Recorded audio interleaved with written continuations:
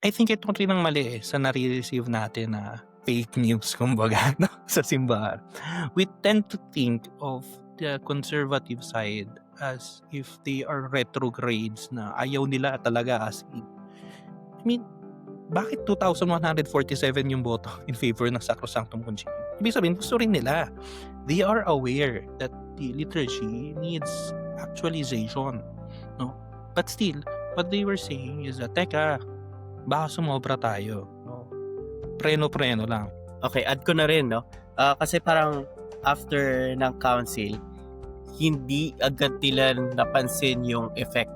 Pero mabilis din yung progress, eh. Wala pang 5 decades, malaki na agad yung naging ripple effect ng council. Parang nag-watered down yung, let's say, yung spirituality ng tao o yung faith ng mga Katoliko. And regarding na rin do sa active participation, dagdag ko na rin yung kanina, kung not to compare, pero very obvious na nakikita natin, mostly sa nagsisimba hindi na talaga nakafocus sa mass.